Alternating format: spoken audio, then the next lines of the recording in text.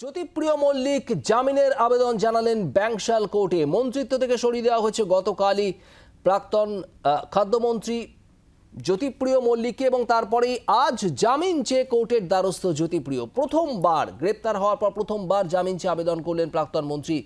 Ration দুর্নীতি মামলায় ব্যাংশাল কোর্টে তিনি আবেদন জানিয়েছেন। 20 ফেব্রুয়ারি এই জামিনের আবেদনের শুনানি হবে। বিক্রম দাস আমাদের প্রতিনিধি রয়েছেন আমাদের সঙ্গে। বিক্রম, প্রথমবার জামিন চেয়ে আবেদন করলেন জ্যোতিপ্রিয় মল্লিক, কি খবর পাচ্ছ? দেখো, রেশন দুর্নীতি কাণ্ডে এনফোর্সমেন্ট ডিরেক্টরেট আগেই জ্যোতিপ্রিয় মল্লিক রাজ্যের প্রাক্তন মন্ত্রী তাকে গ্রেপ্তার করেছিল এবং তোমাকে যেটা জানিয়ে রাখবো যে যতদিন মন্ত্রী ছিলেন তিনি ততদিন কিন্তু সেই অর্থে কোনো জামিনের আবেদন তিনি করতেন না।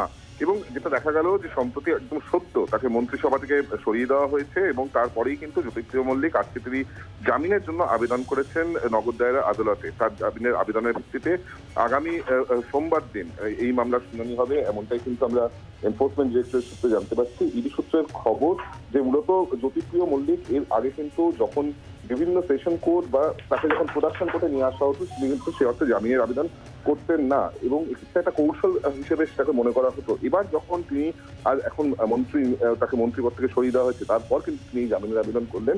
সেক্ষেত্রে কি হয় এই শুনানিতে তিনি জামিন পান কি পান না তা কিন্তু আগামী সোমবার দিন স্পষ্ট হবে। ধন্যবাদ বিক্রম।